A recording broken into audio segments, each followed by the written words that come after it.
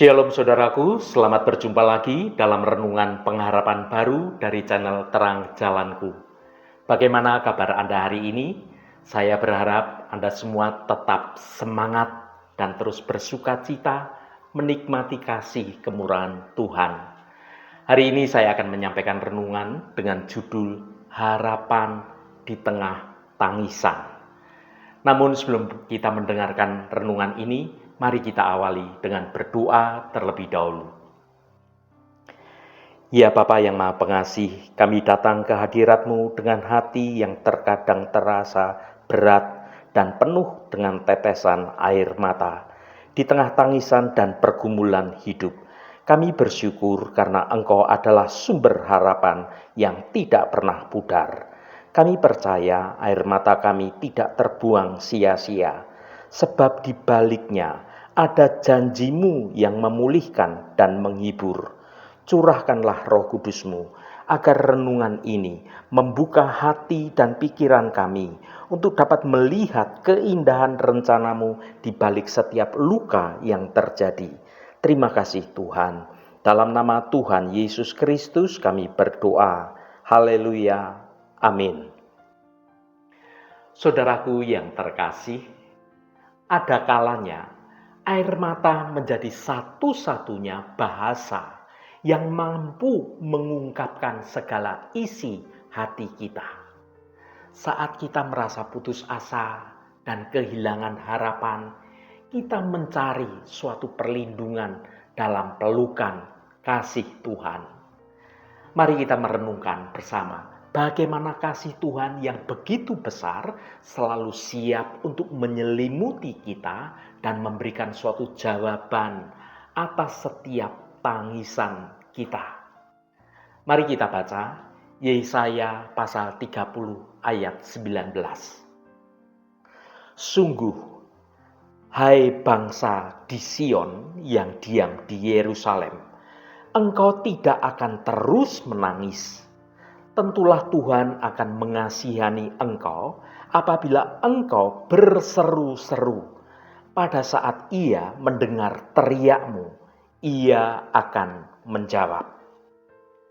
Saudaraku, ayat Yesaya pasal 30 ayat 19 ini memberikan kita suatu jaminan yang begitu indah di tengah badai kehidupan yang terjadi.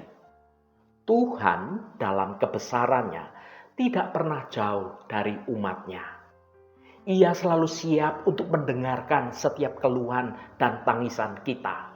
Kata-kata, sungguh, hai bangsa di Sion yang diam di Yerusalem, engkau tidak akan terus menangis, adalah suatu janji yang sangat menenteramkan jiwa kita. Apa yang dapat kita pelajari dari ayat ini? Yang pertama, Ia mendengar teriakmu.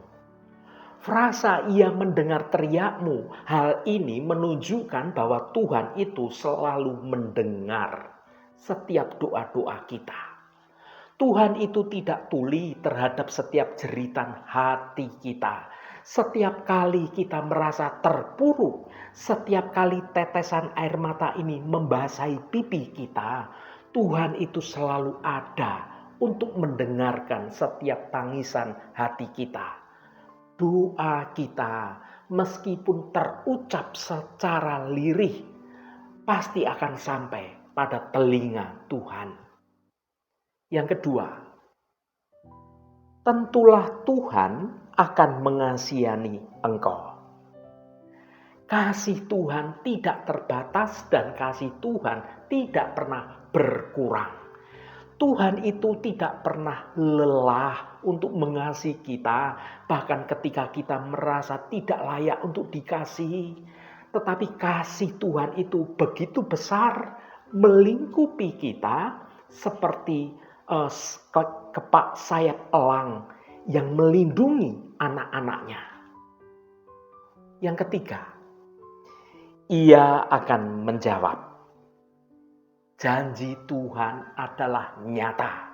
Janji Tuhan bukan sekedar kata-kata kosong. Tuhan adalah Allah yang selalu menepati janjinya. Ketika kita berseru kepadanya, kita dapat yakin bahwa Tuhan akan menjawab. Jawaban Tuhan itu mungkin tidak selalu sesuai dengan apa yang kita inginkan atau apa yang kita harapkan. Tetapi pastilah yang terbaik yang Tuhan berikan sesuai dengan rancangan Tuhan dan sesuai dengan rencana Tuhan atas hidup kita. Yang keempat, engkau tidak akan terus menangis. Ini adalah suatu harapan di tengah kesulitan atau tantangan dunia yang penuh ketidakpastian.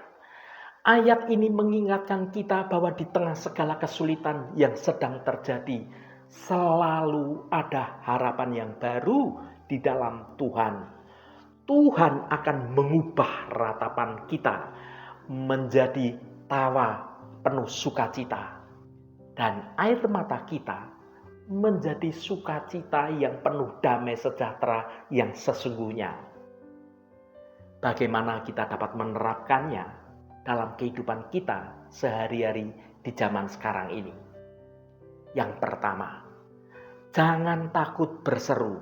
Ketika menghadapi masalah, jangan ragu untuk berseru kepada Tuhan.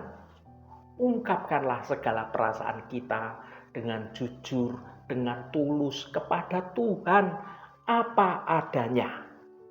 Yang kedua, percayai janjinya.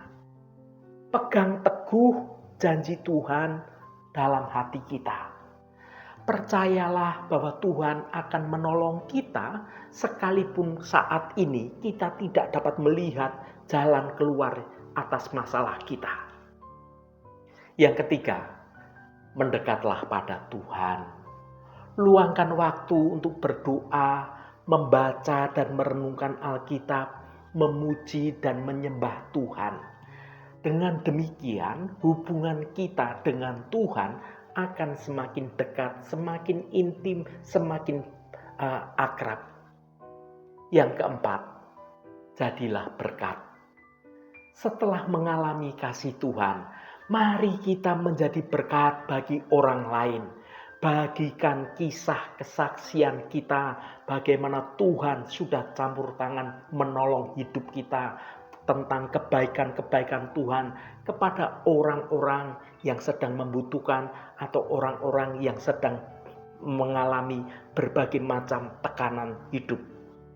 Saudaraku yang dikasihi Tuhan, sebuah lirik lagu Ambon bertutur, siapa hendak tolong beta, beta ini susah.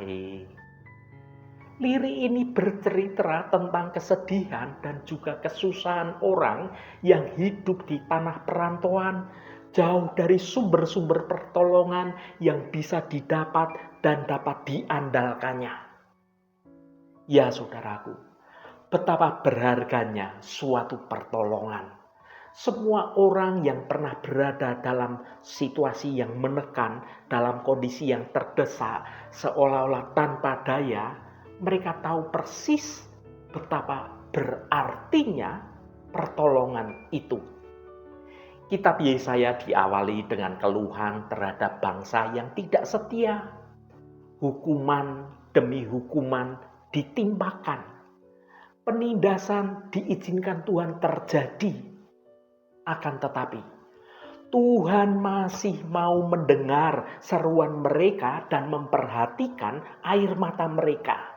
Tuhan menanti-nantikan saat untuk menyatakan kasih-Nya bagi orang yang menanti-nantikannya.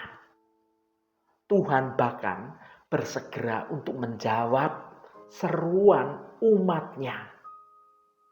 Tuhan menunjukkan jalannya dan Tuhan memberkati mereka.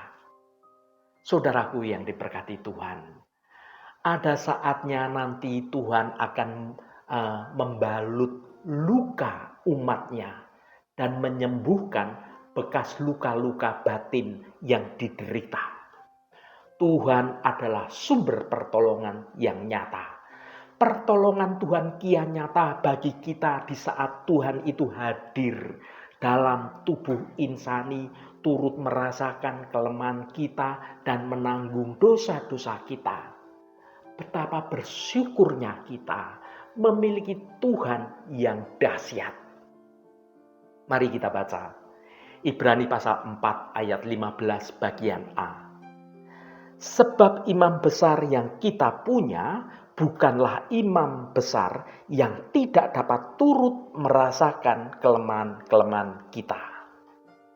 Saudaraku, Yesus tidak hanya mengetahui penderitaan kita secara teoritis, tetapi Yesus benar-benar dapat merasakannya.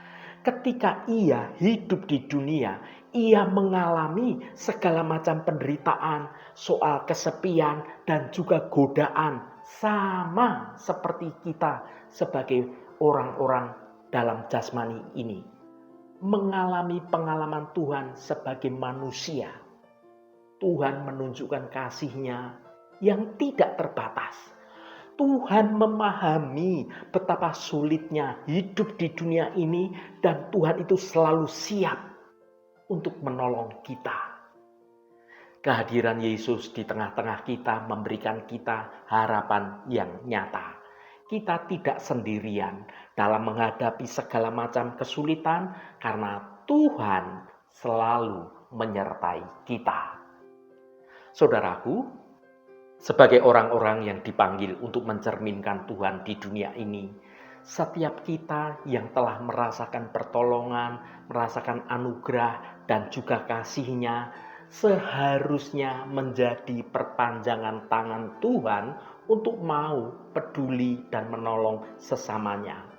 Karena Yesus telah mengalami segala sesuatu seperti kita, maka kita dapat dengan penuh keberanian menghampiri tahta kasih karunia-Nya. Kita dapat datang kepada Tuhan dengan segala kerendahan hati, dengan segala kejujuran, dan mencurahkan segala beban dan kekhawatiran kita. Yesus adalah sumber kekuatan dan juga sumber penghiburan yang tidak pernah habis. Ketika kita merasa lemah, merasa putus asa, atau merasa sendirian, kita dapat menemukan kekuatan dalam Tuhan. Ia akan mengangkat kita dan memberikan kita suatu semangat untuk terus berjalan. Saudaraku, tiap hari di sekitar kita ada orang-orang yang membutuhkan pertolongan, membutuhkan perhatian. Kiranya kita tidak hanya puas menjadi penonton diri, tetapi kita mau dan bersedia untuk menyediakan dan juga dipakai oleh Tuhan menjadi saluran berkat buat mereka, membawa mereka untuk mengenal Tuhan dan satu-satunya penolong sejati bagi umat manusia. Haleluya, Tuhan memberkati kita semua. Mari kita tutup renungan ini dengan berdoa.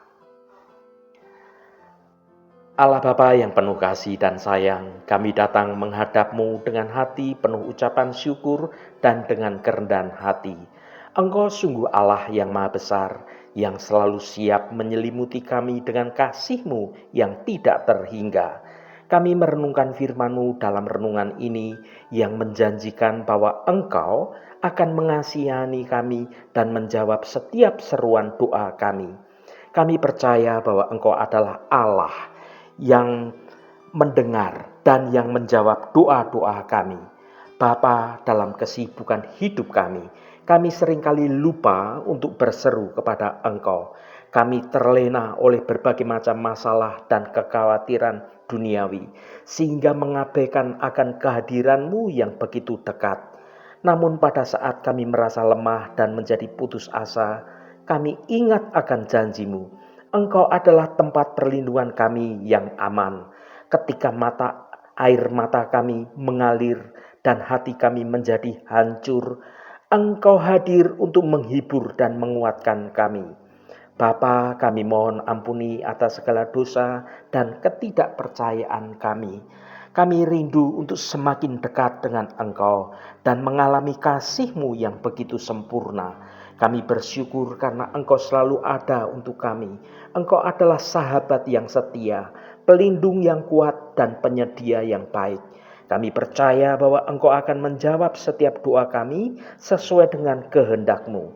Kami menyerahkan seluruh hidup kami ke dalam tangan kasih-Mu. Terima kasih Tuhan.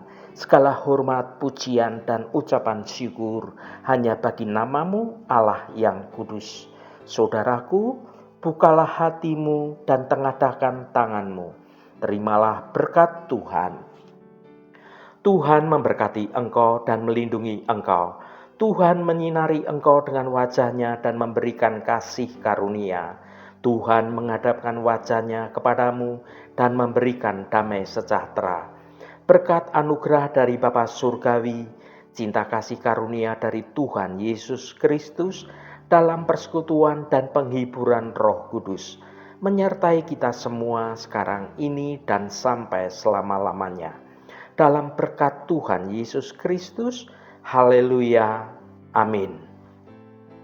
Puji Tuhan, saudaraku semua, biarlah melalui renungan pengharapan baru dari channel Terang Jalanku ini, kita dapat bertumbuh dalam kehidupan kita semua dalam kebenaran Tuhan.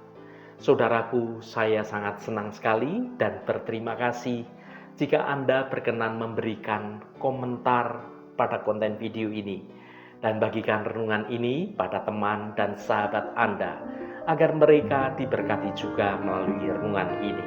Terima kasih saudaraku, sampai bertemu kembali. Shalom, Tuhan memberkati.